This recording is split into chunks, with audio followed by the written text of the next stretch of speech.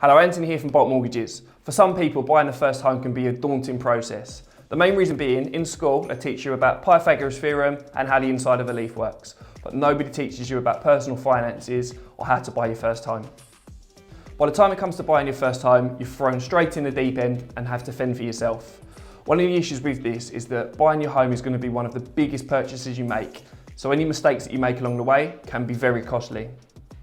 Today, I'm going to talk through my top tips how to get yourself mortgage ready and prevent any of these mistakes throughout the process. Your creditor report is a history of your financial commitments and how you've managed the personal debts that you've got at the moment. This will kind of show things such as how much you've got outstanding on debts, how much your monthly repayments are, and the name of the lenders you've got them with. The report goes back for the last 6 years, and lenders check it to make sure that you've not fallen behind on any payments and you're up to date with all of your financial commitments. If you have a low credit score or you have fallen behind on payments in the past, although it makes it harder to get a mortgage, it's not impossible. However, you may still need to put down a higher deposit because of this. You'll have to settle for higher interest rates and the lenders may not lend you as much. Even if you believe you've got the perfect credit score, it's still worth checking if there's any issues. It's worth doing this way in advance of actually looking for a property, because if you do find any issues that you weren't aware that are on there, you've got more than enough time to have a look through the report, find out where the issues are and put the steps in place to get yourself on the right track for when you are ready to buy that first time.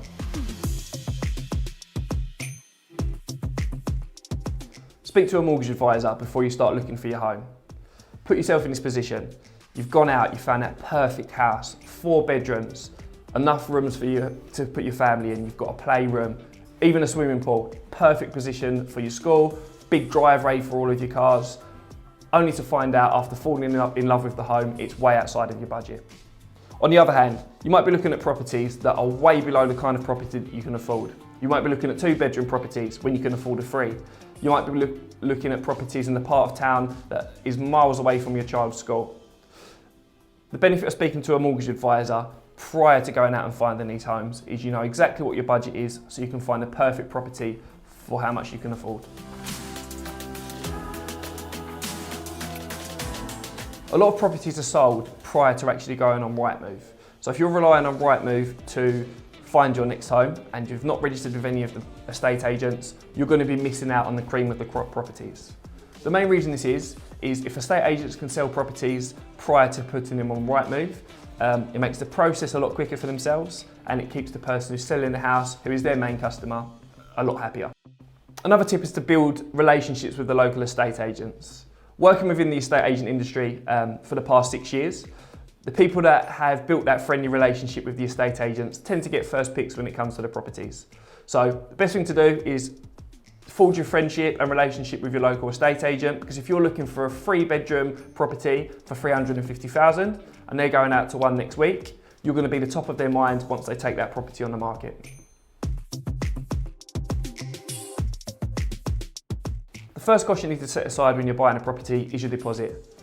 The bare minimum you need to put down is a 5%. However, the higher deposit you put down, the more you can borrow and the cheaper the interest rates are.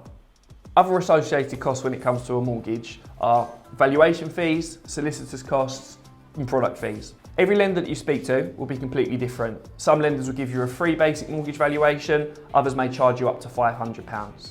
There are lenders that will have a product fee, anything from £999 to £2,000, and then there'll be other lenders that won't charge you a product fee at all.